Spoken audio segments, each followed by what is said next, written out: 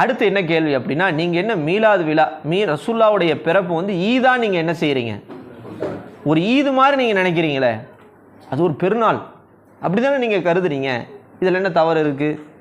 அல்லாஹு தஆலா குர்ஆனில் சொல்கிறான் ஈசா அலைஹிஸ்ஸலாத்தை பற்றி. ஈசா அலைஹிஸ்ஸலாம் துவா செஞ்சாங்களாம், ரப்பனா எங்களுடைய இறைவனே, அன்சில் அலைனா எங்களின் மீது இறக்குவாயாக, மாயிதத்தம் மின சமாய் வானத்திலிருந்து ஒரு உணவு தட்டை எங்களுக்கு என்ன செய்வாயாக, இறக்குவாயாக.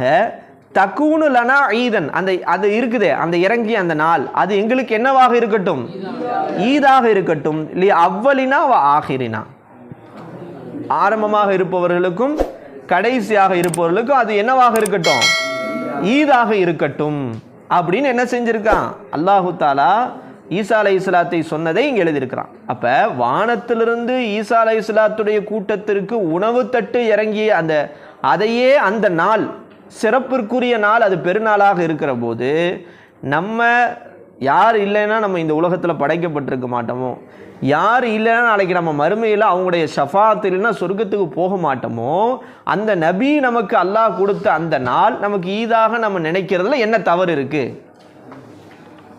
அது ஒரு பெருநாள் மாதிரி தானே. சாதாரண சொர்க்கத்திலேருந்து இறங்கின உணவு தட்டுடைய அந்த நாளையே ஈசா அலைஹிஸ்ஸலாம் என்ன செஞ்சாங்க, ஈதன் லி அவ்வலினா வ ஆஹிரினா, எங்கள் ஆரம்பமானவர்களுக்கும் கடைசியானவர்களுக்கும் இது ஒரு ஈதாக இருக்கட்டும்னு அல்லாஹ்ட்ட துவா செஞ்சாங்கண்டா, அந்த நபி கிடைச்ச நமக்கு கிடைச்ச அந்த பிறந்த அந்த நாள், நபி உதயமான அந்த நாள் நமக்கு ஈதாக நாம் நினைப்பது, அது ஒரு பெருநாளாக நாம் கருதுவதில் என்ன தவறு இருக்குது? அந்த நியமத்தை நமக்கு கிடைச்ச அந்த நாளை சொல்ல புரியுதா?